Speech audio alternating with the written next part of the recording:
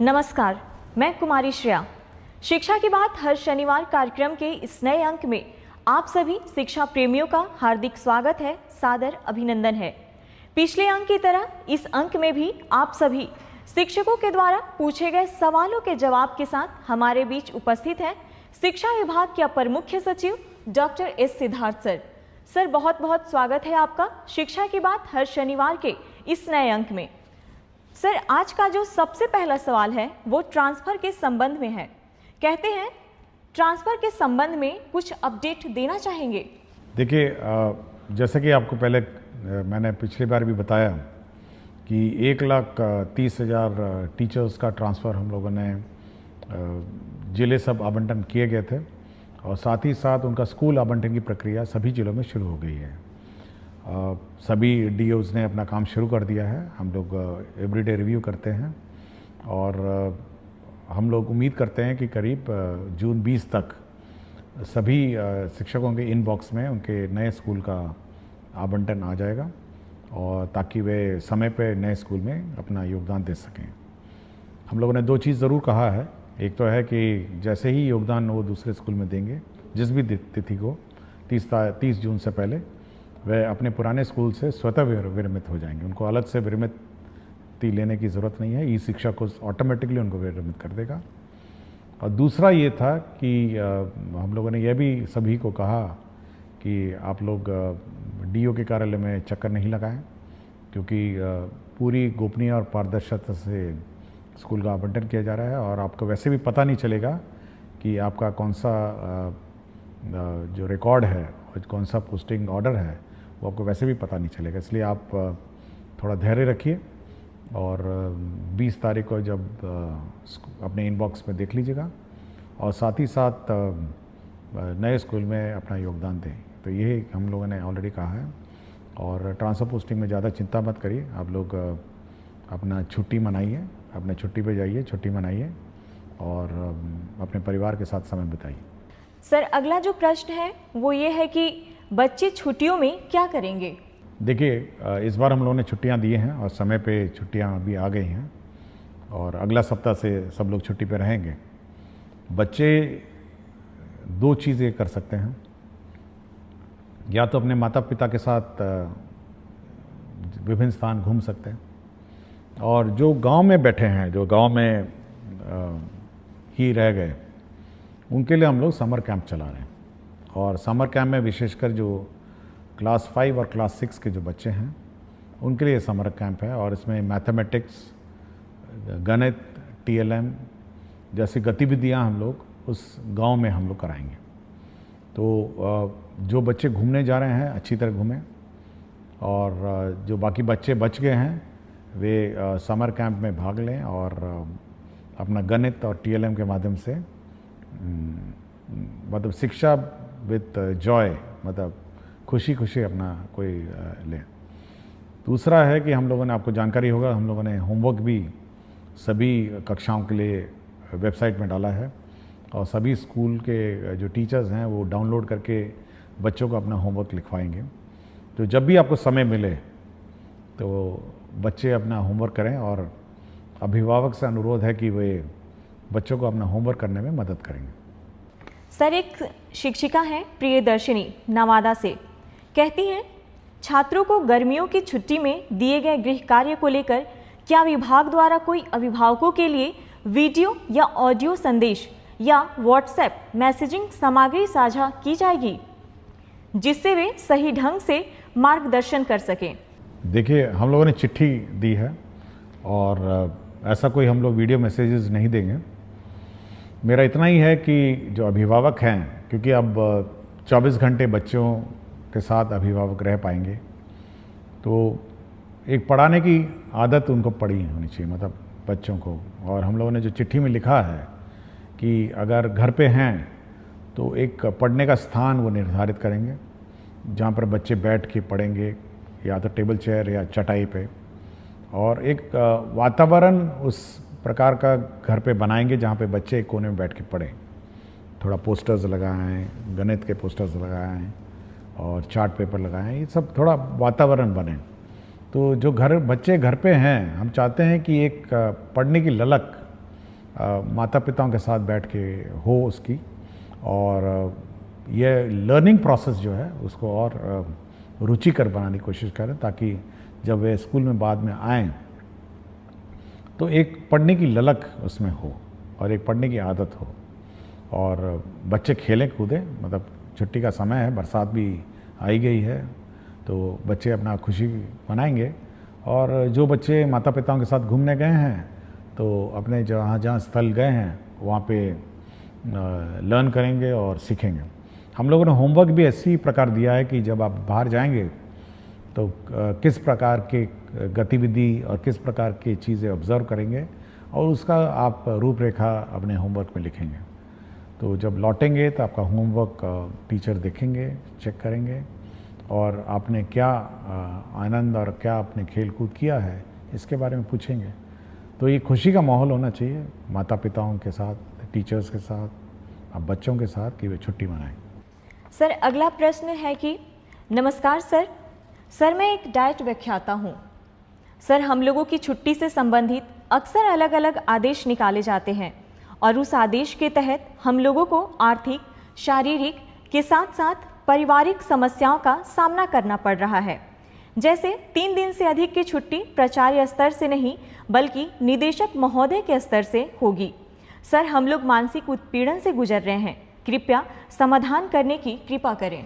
देखिए, अभी कुछ दिन पहले जो SCRT के डायरेक्टर ने पूछा कि सर स्कूलों में तो बंद है, क्या हम लोग ट्रेनिंग समर वेकेशन में कराएं नहीं कराएं। तो मैंने उनसे स्पष्ट कहा कि जब सब स्कूल बंद हैं, सब टीचर्स बाहर हैं, तो आप किस चीज़ का ट्रेनिंग कराएंगे। तो मेरे ख्याल से हम लोगों ने मना कर दिया, भाई जब टीचर्स ट्रेनिंग छुट्टी पे हैं तो डाइट उसके दौरान नहीं होगी। दूसरा है, हम लोग का ये विचार है कि जो छुट्टियां हैं वो सब ऑनलाइन ली जाए और प्रक्रिया भी ऑनलाइन हो। टीचर्स की जो प्रक्रिया है हम लोग ने स्पष्ट कर दिया है कि ऑनलाइन होगी, और आपको जानकारी होगा कि कुछ ही दिन पहले हम लोगों ने ये गाइडलाइन इशू किया है जिसमें स्पष्ट किया है कि किस प्रकार की छुट्टी कौन स्वीकृत करेगा और कितने दिनों में स्वीकृत करेगा। तो छुट्टियां स्वीकृति में स्पष्टता होनी चाहिए, ये हम लोग का मत है। टीचर्स के लिए हम लोगों ने कर दिया है, तो डाइट के लिए भी हम लोग कर देंगे। सर, अगला सवाल कुमारी निधि प्राथमिक विद्यालय सुहाग किशनगंज से करती हैं। कहती हैं, एसीए सर को मेरा प्रणाम। महोदय, मेरे विद्यालय में शून्य निवेश पर एक निपुण बाल मंच कोना बनाया गया है जिसमें बच्चे अपने मन की करते हैं और अपने द्वारा लिखी हुई कविताएं, कहानियां, अपने द्वारा हस्त निर्मित वस्तुएं और जो भी उन्हें मन करता है वह वहां पर बनाकर प्रदर्शित करते हैं। क्या ऐसा निपुण बाल मंच कोना हर विद्यालय के लिए तैयार किया जा सकता है? महोदय, यह बच्चों के लिए काफ़ी रोचक, उत्साहवर्धक और रचनात्मक रहेगा। धन्यवाद। देखिए, मैं इस निपुण बाल मंच को देखना चाहूँगा क्योंकि अब तो छुट्टियाँ हैं, तो जब भी खुलेगी तो मैं ज़रूर इस निपुण बाल मंच को देखना चाहूँगा। और मेरा अपना मानना है कि जो बच्चे अपने स्वतंत्र और स्वच्छ भाव से जब कोई भी चीज़ की रचना करते हैं तो वह उत्कृष्ट होती है, और अपने जो भावनाओं का जो प्रकटीकरण है वो मतलब बिल्कुल स्वतंत्र रूप में जब करते हैं तो बिल्कुल उच्च कोटि का होता है। तो सभी स्कूलों को यह उम्मीद और कोशिश होनी चाहिए कि बच्चों की जो भावनाएं हैं, बच्चों का जो हुनर है, उसको प्रकट करने का मौका देना चाहिए। और मैं ज़रूर इस विद्यालय में इस मंच को देखना चाहूँगा जब भी मुझे समय मिलेगा। सर, अगला सवाल, मैं एक भुक्तभोगी डाइट व्याख्याता हूँ।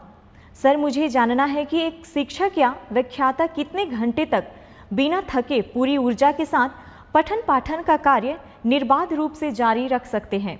सर, हम लोग सुबह 8 बजे से प्रशिक्षण शुरू करते हैं और 6:30 तक ये चलता रहता है।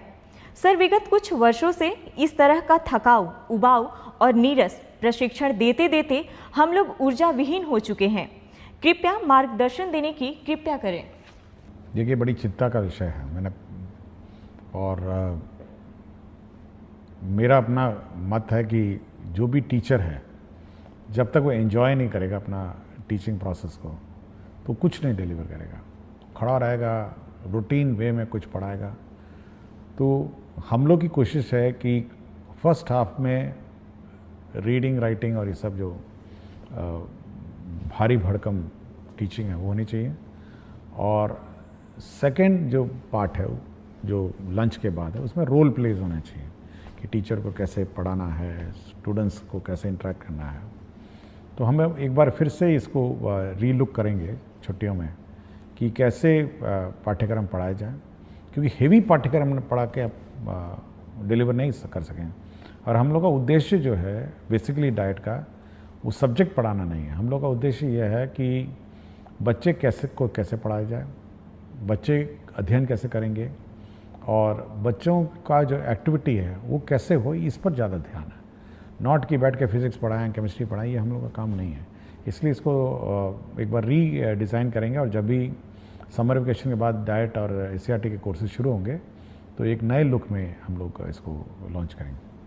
सर, एक शिक्षक हैं संजय यादव, उत्क्रमित मध्य विद्यालय कोडरा हाता, हथवा, गोपालगंज से, कहते हैं, महोदय, आपके द्वारा अभिभावक शिक्षक संगोष्ठी के लिए एक कैलेंडर जारी किया गया है।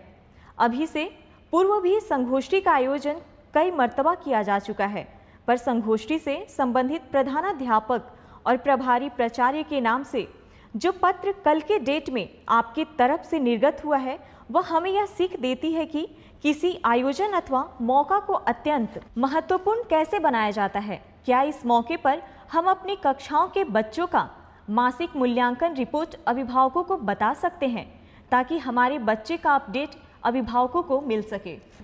देखिए, आज शनिवार है और आज छुट्टी से पहले संगोष्ठी के लिए संबंध में मैंने पत्र लिखा था।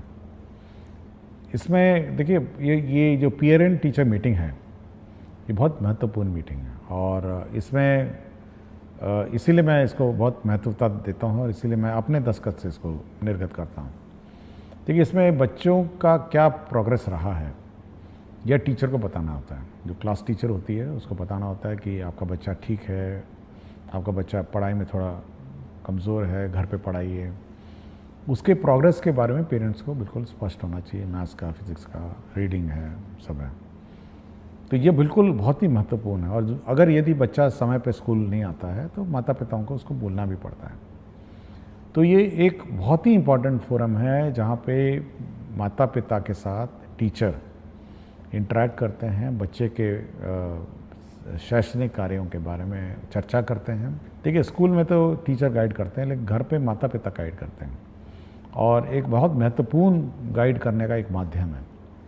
इसलिए माता पिता को भी पता होना चाहिए कि उनका बच्चा क्या कर रहा है, स्कूल में कैसी पढ़ाई कर रहा है, क्या उसकी रुचि है। तो ये बहुत महत्वपूर्ण कार्य है। और हम लोगों ने आज जो लास्ट पेरेंट टीचर मीटिंग है छुट्टी से पहले, वह इसीलिए किया कि बच्चों को पता होना चाहिए कि स्कूल ने उनको होमवर्क दिया। हो सकता है माता पिता को नहीं पता चले कि आज होमवर्क भी दिया है, या पेरेंट्स को क्या करना है, समर कैंप के बारे में वो जानकारी देंगे, और पेरेंट्स को क्या छुट्टियों में बच्चों के साथ करना है, इसके बारे में गाइड करने के लिए ही आज जो पेरेंट टीचर मीटिंग का आयोजन किया जा रहा है। तो वो इसी का महत्वपूर्ण एक अंश है। सर, अगला सवाल रवि शंकर दास, यूएमएस खरुधा प्रखंड, ठाकुरगंज, जिला किशनगंज से करते हैं। आदरणीय एससीए सर, हमारे विद्यालयों में प्रत्येक शनिवार को जिस प्रकार बैकलेस सैटरडे में विभिन्न प्रकार के एक्टिविटीज को शामिल किया गया है, उसमें योग को भी समाहित करने की कृपा की जाए, जिससे हमारे बच्चों को योग का लाभ प्राप्त हो सके। देखिए, बैकलेस सैटरडे में कुछ तो हम लोग फिक्स्ड आइटम्स हैं, कुछ तो हम लोगों ने ये जारी कर दिया है, और आप वेबसाइट में नया बैकलेस सैटरडे के गाइडलाइंस देख सकेंगे। इसके अलावा स्कूल पर ये हम लोगों ने छूट दी है कि योग करें या जो भी सिखाना चाहें, क्योंकि अगर हम लोग कंपलसरी कर देंगे, यह संभावना है कि वहाँ लोकल टीचर नहीं मिलेंगे। तो यह स्कूल पे छोड़ दिया गया है कि इसके अतिरिक्त जो करना चाहें और जो एक्टिविटी करना चाहें तो वो कर सकते हैं। और योग बहुत अच्छी बात है, और बहुत सारे स्कूल कराते भी हैं। तो बैकलेस सैटरडे में बिल्कुल फ्रीडम है जो करिकुलम है उसके अतिरिक्त है। डिज़ास्टर पे बात होती है, संगीत के बारे में बात होती है, स्पोर्ट्स के बारे में बात होती है, और बच्चे को जो की चीज़ रुचि और जो क्यूरोसिटी है उसके बारे में बात होती है। इसलिए हम लोग बिल्कुल छूट दी हुई है, ये बिल्कुल टाइड अप सैटरडे नहीं है कि यही करना है और इसी पर काम करना। सर, एक शिक्षिका है बेबी कुमारी गोनवा पोवारी उच्च विद्यालय से, कहती हैं सर क्या हर महीने होने वाली अभिभावक शिक्षक संगोष्ठी के लिए कोई एकीकृत रिपोर्टिंग प्रारूप या पोर्टल विभाग उपलब्ध कराएगा जिससे सभी विद्यालय एक समान रूप से रिपोर्ट भेज सके? देखिए, इतना रिपोर्ट अगर आने लग जाए तो हम लोग का तो विभाग बिल्कुल का सर चकरा जाएगा, और ज़्यादा रिपोर्ट हम लोग को चाहिए भी नहीं। हम लोग देखिए, हम लोग ये उम्मीद करते हैं कि अभिभावक और जो शिक्षकगण उस स्थानीय स्तर पर समस्याओं का समाधान करेंगे, स्थानीय स्तर पर अपना हल निकालेंगे। अब हर चीज़ हम रिपोर्ट लेके, हर चीज़ हम अगर इकट्ठा करने लगे तो उसका कोई हल हम नहीं निकाल पाएंगे। हाँ, फीडबैक अगर आपके पास है कोई संगोष्ठी के बारे में कि कैसे अच्छा करना है या उसमें सुधार करना है, तब तो बात सही है, लेकिन हर चीज़ का रिपोर्ट हम नहीं ले सकते ना। ये हम चाहते हैं कि पेरेंट और स्टूडेंट और टीचर आपस में स्थानीय स्तर पर विचार करें और मामले का समाधान निकालें।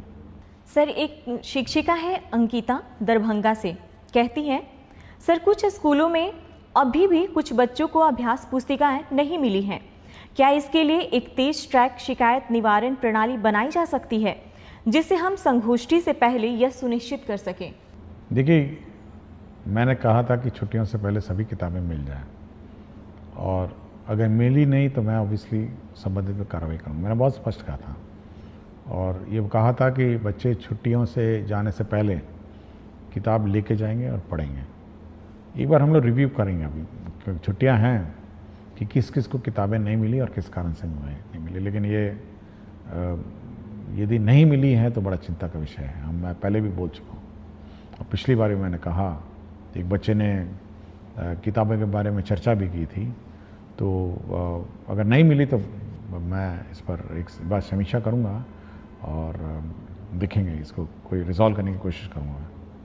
और अगर कोई इशू होगा तो हम लोग कोशिश करेंगे कि अब तो टीचर तो है नहीं, तो बच्चों को आइडेंटिफाई करना भी मुश्किल है, तो एटलीस्ट जो छूट गए हैं, जिस दिन स्कूल खुलेगा वहाँ पर उस किताबें रखी रहेंगी।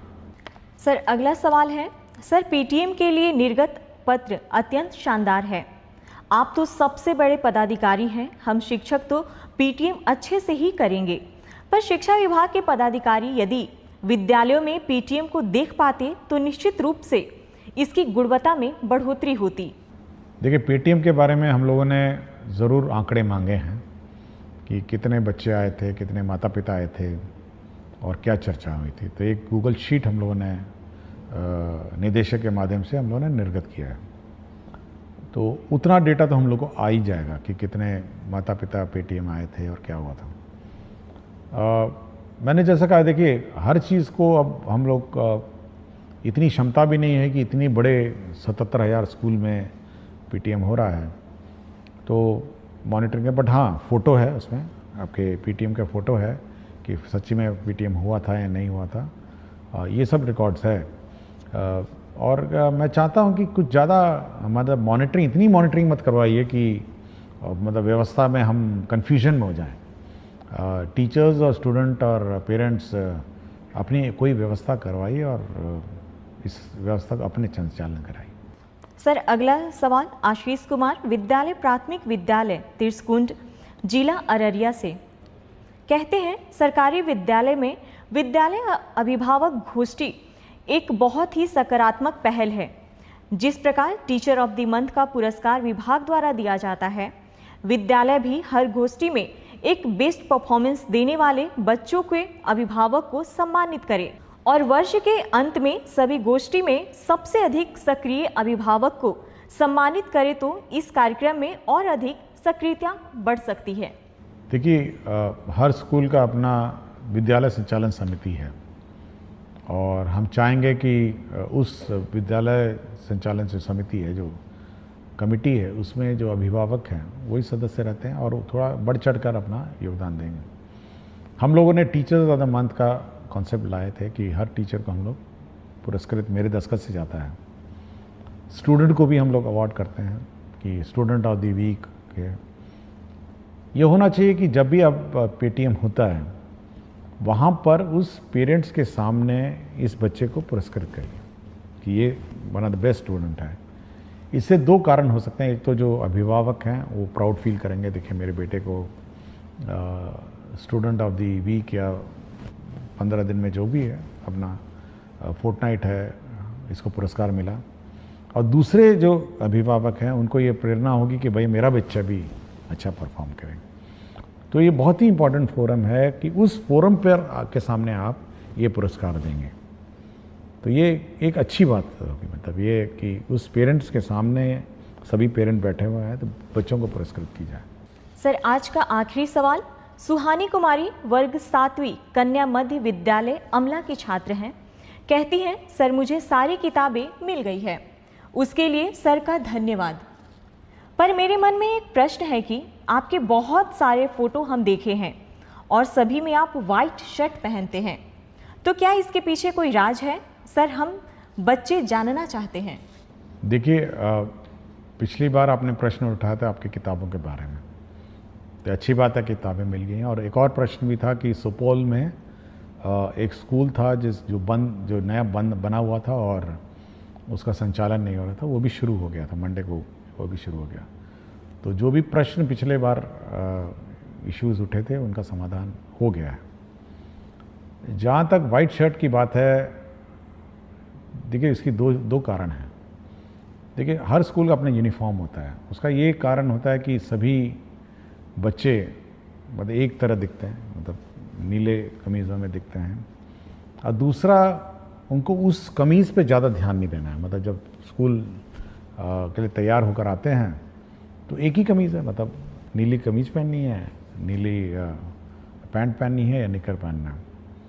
और उसी प्रकार मेरा भी जो कबर्ड है उसमें ऑफिस के लिए जब तैयार होता हूँ तो केवल 2 ही प्रकार के कपड़े हैं, वाइट कमीज़ें हैं और ब्लैक पैंट है। तो मुझे ध्यान और मुझे दिमाग नहीं लगाना पड़ता है कि आज सुबह ऑफिस में क्या पहन के जाऊंगा। उसी वाइट में से एक शर्ट उठाता हूँ, उसी ब्लैक पैंट में पैंट पहनता हूँ और मुझे अपने मन और मस्तिष्क में तनाव नहीं रहता है। एक तो फॉर्मल है, मैं तो कोई रंगीन नहीं पहन सकता हूँ और मतलब जीन्स और टी शर्ट पहन के तो ऑफिस नहीं जा सकता। एक बहुत ही सभ्य और फॉर्मल लोकेशन है। और दूसरा ये है कि ज़्यादा दिमाग लगाने की आवश्यकता नहीं मुझे। ज़्यादा दिमाग अपने काम पे लगाइए, ज़्यादा दिमाग अपने मतलब जो आज दिन भर करना है उसके बारे में सोचिए कि आज दिन भर क्या करना है। तो ज़्यादा दिमाग मेरा उसी में लगता है। और जब मैं नहाता हूँ तब सोचता हूँ कि आज दिन भर का क्या काम है, उसको रिवाइज़ करता हूँ कि ऑफिस जाऊँगा तो ये करूँगा, फिर 11 बजे ये करूँगा, 12 बजे ये करूँगा, 12:30 इन लोगों को मैंने समय दिया है और 1 बजे 1:30 बजे मैं खाना खाने आऊँगा, फिर 3 बजे ये करूँगा। तो पूरा रिवाइज़ होता है, एक पूरा प्रक्रिया। जब मैं तैयार हो रहा था तो पूरा मेरा दिनचर्या बिल्कुल रिवाइज़ होता है, मेरे दिमाग में बैठा रहता है। मुझे कभी भी एंगेजमेंट पैड देखने की ज़रूरत नहीं है कि आज दिन भर मुझे क्या करना है। और पूरा कंठस्थ याद रहता है कि शाम 7 बजे 8 बजे आज किसी की शादी में जाना है, आज किसी के सालगिरह में जाना है, ये भी नपा तुला रहता है। तो इसलिए ये दिमाग बिल्कुल नहीं लगाना पड़ता मुझे। और कमीज और पैंट और शर्ट में मैं ज़्यादा दिमाग नहीं लगाता। वाइट शर्ट और ब्लैक पैंट यही 2 है जो मैं ऑफिस पहन के जाता हूँ। इसके अंदर मैं कोई रंग नहीं पहनता हूँ। इसलिए मैं बच्चों को भी कहता हूँ अपना यूनिफॉर्म पहनिए, सभी लोग यूनिफॉर्म पहनिए, सभी इज्जत से दिखेंगे और ज़्यादा माथापच्ची नहीं है। कभी कभी मैं देखता हूँ बच्चे यूनिफॉर्म नहीं पहनते, कोई रेड टी शर्ट पहना हुआ है, कोई वाइट टी शर्ट पहना हुआ है, तो एक तो भिन्नता हो जाती है ना स्कूल में, एक जैसे दिखते नहीं हैं, समानता नहीं है स्कूल में। और अगर हम लोग छोड़ दें बिना यूनिफॉर्म के तो आप सोचते हैं कि जो अमीर बच्चा है वो अमीर बच्चे की तरह ड्रेस करने लग जाएगा, जो गरीब बच्चा है वो गरीब की तरह ड्रेस करने लग जाएगा। एक कंपटीशन और प्रतिस्पर्धा हो जाएगी कि देखिए वो बहुत अच्छा पहन के आई है, वो बहुत अच्छा पहन के आया है, हम भी पहनेंगे। तो ये सब छोड़ के सब एक रूपता एक साथ कपड़े पहनिए और ध्यान, शिक्षा और शिक्षा ग्रहण में लगाई। बहुत बहुत धन्यवाद सर। शिक्षा की बात हर शनिवार कार्यक्रम के अगले सप्ताह में आप सभी शिक्षकों और बच्चों के प्रश्नों के साथ फिर से मिलेंगे। धन्यवाद।